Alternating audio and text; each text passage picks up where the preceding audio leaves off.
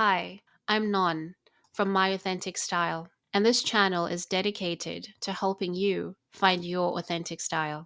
In this video, I'll be discussing the Kibbe Romantic hair and makeup.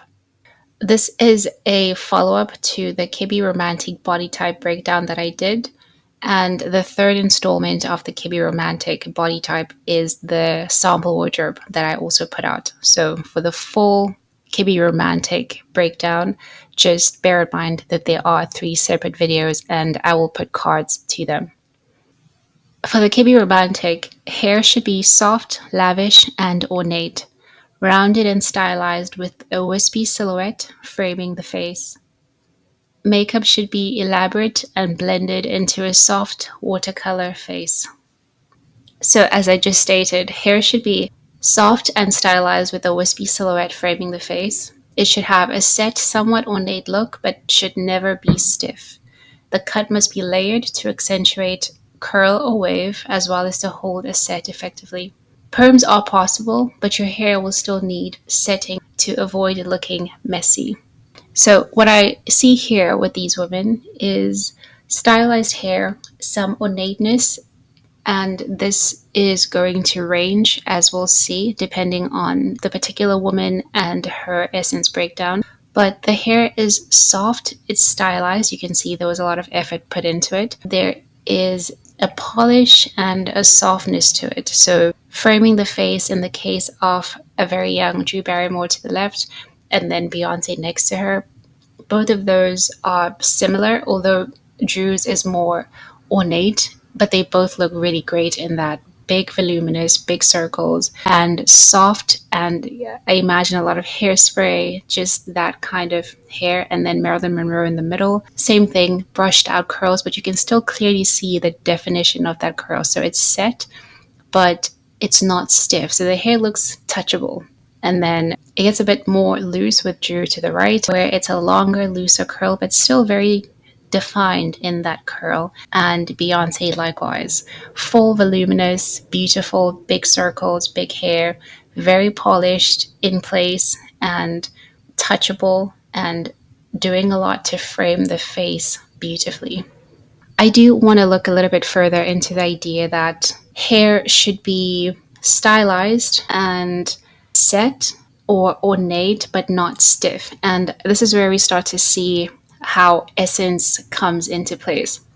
If we look here at Beyonce, here, this is her with, I would say, probably a roller set or some kind of curling tool. So there's that ornateness and the bigness of those curls, but it is somewhat relaxed. And that relaxing of it, so it's not too ornate or too stiff, is beautiful for her. Wonderful framing, big, voluminous. She just looks stunning.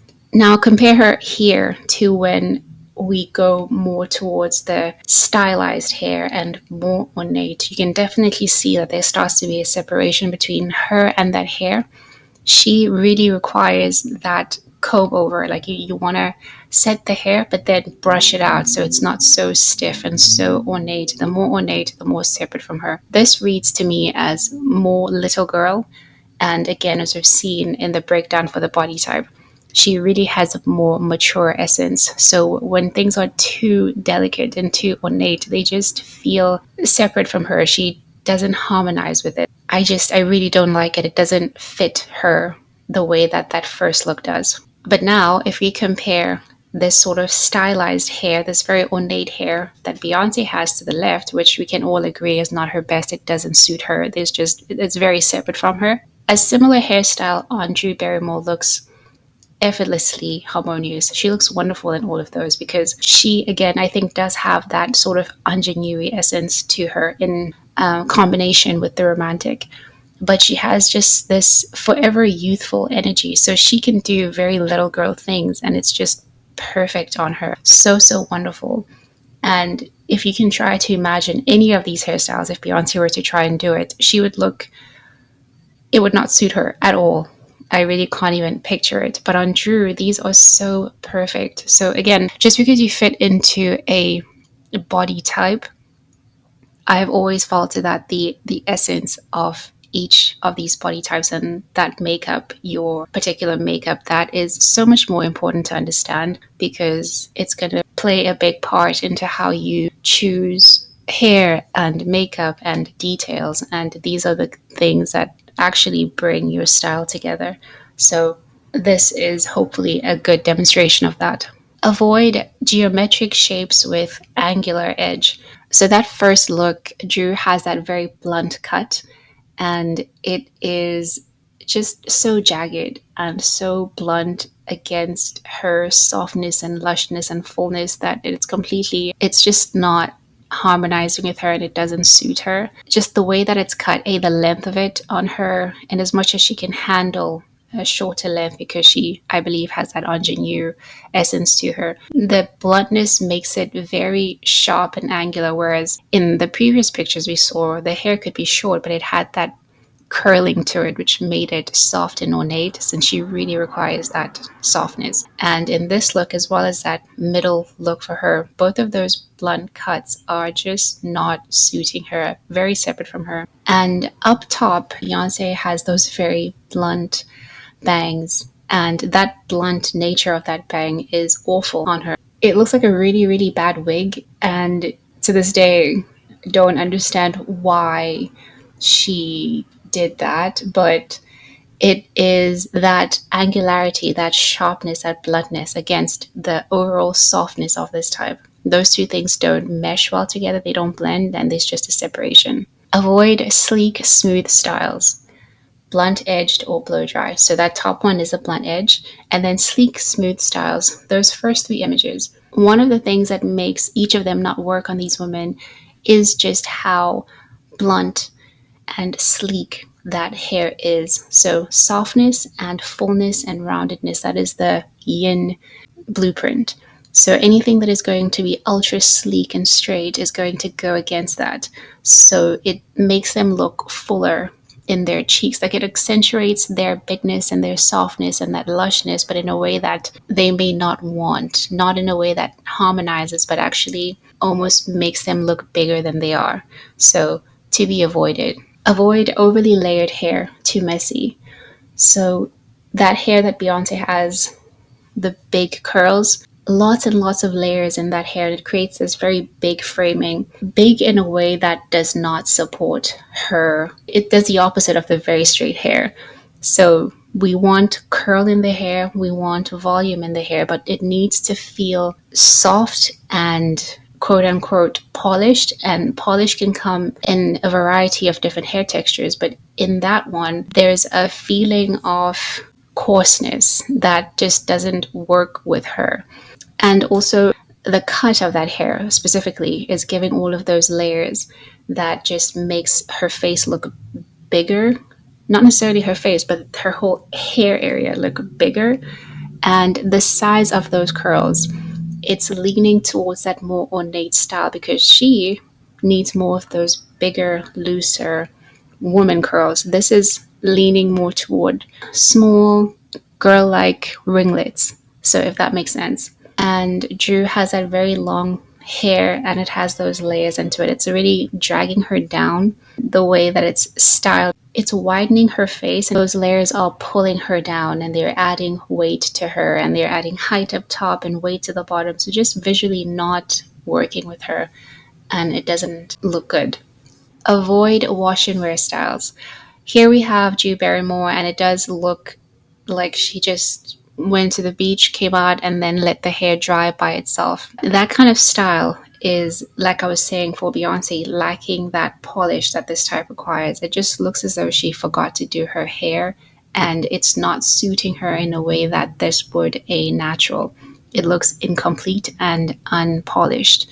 Likewise, Beyonce, again, looks as though she just washed and went, and this type really needs to give us that feeling of having put in a lot of stylized effort into their hair, and this looks as though it's missing that, and thus it looks incomplete. And then also top right also looks as though it's a wash and wear style, like she didn't do anything after her hair dried by itself. Not her best, not really doing her any favors. Avoid stiff bouffant styles. So these three to the bottom, the hair looks stiff and it doesn't suit any of them. So one of the big aspects of the romantic essence is that softness and lushness, like I keep repeating. And that comes through for hair in it being soft and touchable, and something you want to run your fingers through, although you won't because you don't want to mess it up because they have that requirement for glamour and polish. But it can't look stiff. This, for all of them, looks very separate from them. It looks like wigs.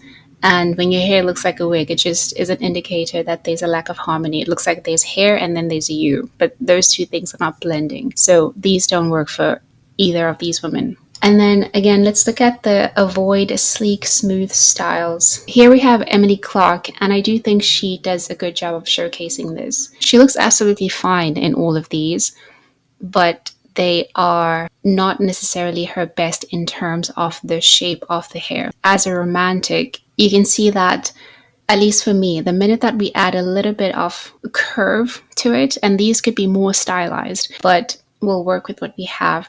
But the curvature and those slight S curves in the hair just works so much better with her bone structure and her flesh, as opposed to that sleek hair. It suits her more. And in general, for this type, this is the difference between sleek long hair or even sleek short hair in her case, and adding that bump in the hair and curling it. And she, of course, would be better suited if it was more polished, quote unquote, and not having hairs out of place. But still, you can see the difference, and hopefully you actually can see the difference and why this suits them more. Avoid overly layered hair and wash and wear styles. So I wanted to look at Beyonce specifically to discuss this in further detail. And this is going to be something that'll be interesting to people who have textured hair, not limited to, but focusing here on people of color, like Beyonce herself. Textured hair, when you have a romantic essence, can be a very tricky thing because it's almost like saying you're not allowed to wear your hair in its natural texture. And that is not true.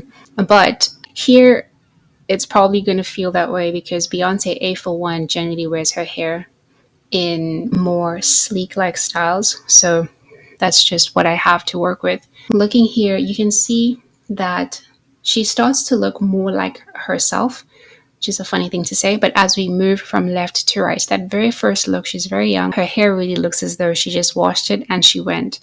That doesn't suit her. This is definitely giving me natural energy. And for her, it looks unpolished. It looks unsophisticated. And again, please hear me correctly. It's not a knock on this style. It's just on her. It'll always read that way because there's a lack of harmony with herself and it. It is the way that the hair is streaking out. It's very artsy, which is something we associate more with the natural like style. For the romantic, everything is layered perfectly, manicured to perfection, and that hair is absolutely not giving that. It's stunning hair, but not harmonious with her. To the right, it's almost like she brushed it out. So that is a stylization that is helping it to look more harmonious with her. She looks better in that hair in the middle than she does to the one to the left of it. It's that stylization and also that homogeny of the color more so, which we'll see as we discuss the color later on. But all of those things, it's still big hair. It's still